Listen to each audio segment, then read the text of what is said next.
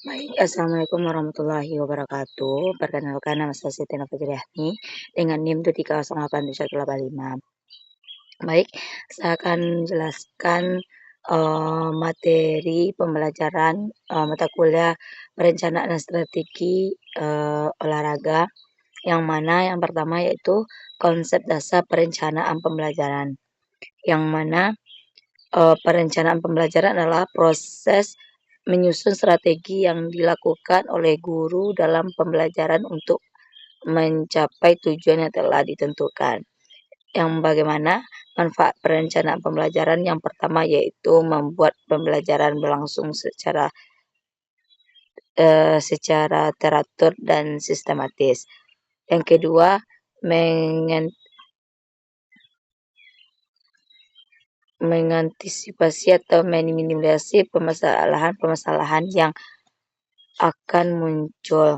Yang keempat, menghindarkan kegagalan pembelajaran ataupun keberhasilan yang sifatnya untung-untungan. Selanjutnya, melalui perencanaan guru dapat melakukan bahwa bahan ajar itu tetap untuk siswa pembelajaran. Selanjutnya, kriteria penyusunan perencanaan pembelajaran. Sistematik atau kebermaknaan PP harus mempunyai pembelajaran memiliki makna. Yang kedua, relevan, memiliki kesesuaian dengan kurikulum dan kebutuhan siswa. Selanjutnya, kedisiplinan mengandung langkah-langkah yang pasti akan dan sistematis.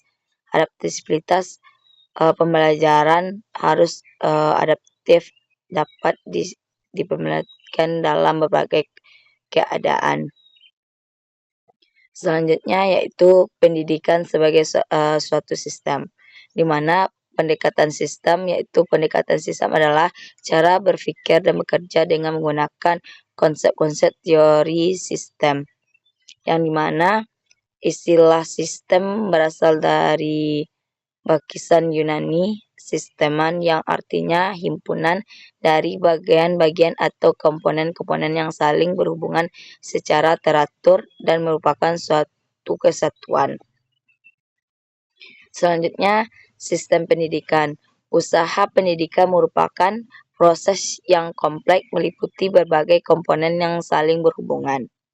Bila usaha pendidikan hendak dilaksanakan secara baik, maka berbagai komponen yang saling berhubungannya perlu dikenali, dikaji dan dikembangkan sehingga mekanisme kerja antara komponen itu secara menyeluruh, yaitu kegiatan pendidikan, akan dapat membuahi hasil yang optimal.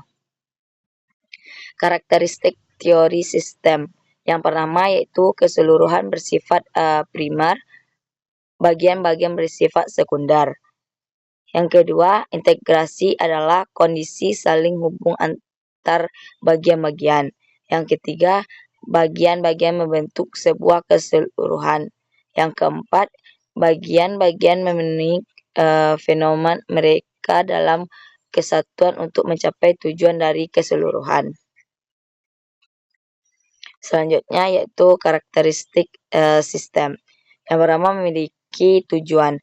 Yang kedua, memiliki batas yang memisahkan dari lingkungannya. Memiliki sifat walls atau memiliki unsur atau bagian, komponen yang saling berhubungan atau ketergantungan sebagai suatu keseluruhan. Yang keempat, ada proses transformasi, yaitu mengubah masukan menjadi keluaran. Memiliki subsistem dan berhubungan dengan suprasistem. Unsur-unsur sistem pendidikan relevant input adalah yaitu individu dengan karakteristik tertentu yang akan mengalami proses pendidikan. Instrumental input, segala sesuatu yang sengaja diadakan atau dirancang untuk keperluan pendidikan atau kurikulum, program pendidikan, dan seterusnya. Environmental input merupakan lingkungan, baik lingkungan fisik maupun lingkungan sosial. output peserta didik yang telah mengikuti proses pendidikan dalam waktu tertentu dan telah mengalami perubahan tingkat laku dengan kualifikasi tertentu atau tujuan pendidikan. Selanjutnya yaitu taksonomi, tujuan instruksional. Apa itu taksonomi? Taksonomi adalah sistem pengelompokan tujuan pembelajaran olahraga ke dalam domain kognitif atau intelektual, efektivitas atau promosional, dan psikomotor atau fisik dengan tujuan merancang dan mengevaluasi kegiatan belajar dari tingkat yang lebih sederhana ke yang melebihi kompetensi. Apa instrumen instruksional? Yaitu merujuk pada proses perancangan, mengembangkan dan menyampaikan sistem serta metode pembelajaran yang efektif untuk mencapai tujuan pembelajaran seperti menguasai teknik gerak, teknik dan konsep. Tujuan instruksional yaitu perubahan tingkah laku hasil pembelajaran atau berupa kemahiran dan keterampilan. Kawasan tujuan instruksional yaitu kognitif, afektif, psikomotor. Manfaat taksonomi yaitu tujuan pembelajarannya yaitu memberikan arah pembelajaran, mengoptimalkan sumber daya pembelajaran, menentukan perilaku sebagai bukti pencapaian pembelajaran siswa.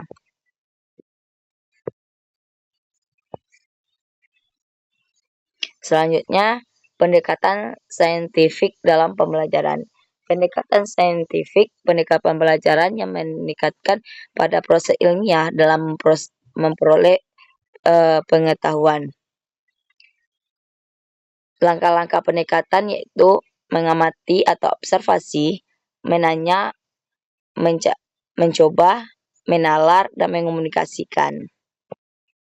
Tujuan pendekatan saintifik mengembangkan kemampuan berpikir tingkat tinggi, mendorong rasa ingin tahu dan kemampuan berpikir kritis, membiasakan siswa dalam memisahkan masalah secara sistematis, menumbuhkan sikap ilmiah seperti jujur, tertib, objektif, dan terbuka terhadap pendapat lain.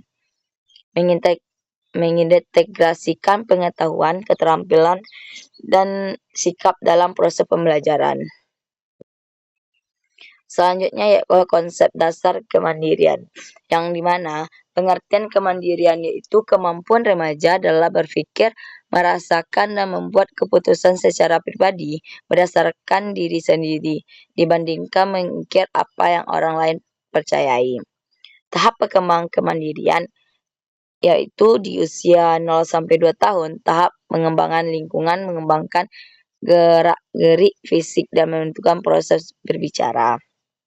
Misalnya ada umur 2-6 tahun, tahap mulai belajar 12-6 tahun, tahap rasa tanggung jawab ada 6-12 tahun, anak belajar bertanggung jawab 15-8 tahun, mendekatkan diri menjadi proses pembersamai. Selanjutnya bentuk kepribadian. Kemandirian emosional, kemandirian internasional, kemampuan evaluasi, kemampuan sosial. Selanjutnya, standar kompetensi kelulusan, kompetensi inti, kompetensi dasar, dan indikator. Yang dimana standar kompetensi yaitu SKL. SKL adalah salah satu komponen utama dalam Standar Nasional Pendidikan atau SNP yang ditetapkan oleh pemerintah Indonesia. SKL berfungsi sebagai acuan mengenai kualifikasi kemampuan yang harus dimiliki oleh peserta didik secara menyelesaikan satu jangkauan pendidikan. Misalnya landasan hukum SKL yaitu Undang-Undang Nomor 20 Tahun 2003 dan Peraturan Pemerintah Nomor 19 Tahun 2005. Komponen inti atau KI adalah manfaat tingkat kemampuan yang harus dimiliki peserta didik pada setiap tingkat kelas yang menjadi peringkat kemampuan antara mata pembelajaran. KI berfungsi sebagai penghubung antara standar kompetensi lulus SKL dengan kompetensi dasar atau KD. KD atau kompetensi dasar, kemampuan dasar adalah kemampuan secara fisik yang memiliki peserta didik setelah melalui proses pembelajaran dalam satu mata pembelajaran. KD diturunkan dari kompetensi inti atau KI dan menjadi pedoman dalam mencapai pembelajaran di kelas. Indikator pencapai kompetensi adalah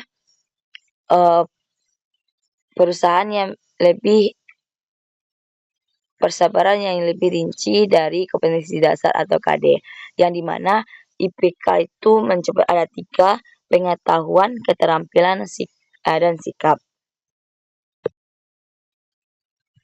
Yang terakhir yaitu RPP dan silabus, yang dimana RPP perencanaan pelaksanaan pembelajaran adalah rencana kegiatan pembelajaran tahap muka untuk satu pertemuan atau lebih.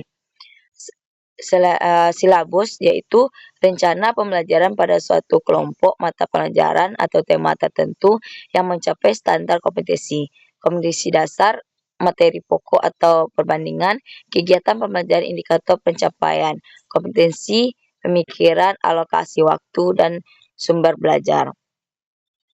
Tujuan dari RPP yaitu memberikan kerangka acuan, menjamin kompetensi, informasi bagi berbagai pihak, alat kontrol dan evaluasi, efisiensi dan efektif. Tujuan silabus memandu guru dalam pembelajaran, menuju tujuan pembelajaran, manajemen waktu yang efektif, pemilihan metode dan media, acuan penilaian, pengangkatan kualitas pembelajaran. Dan ada juga fungsi dari RPP yang dimana yaitu perencanaan, pengendalian, orientasi, dan komunikasi. Fungsi silabus, instruksi, manajerial, evaluasi, dan refleksi. Mungkin itu saja yang dapat saya sampaikan. Terlebih dan kurang saya mohon maaf. Wabillahi taufiq wal hidayah. Assalamualaikum warahmatullahi wabarakatuh.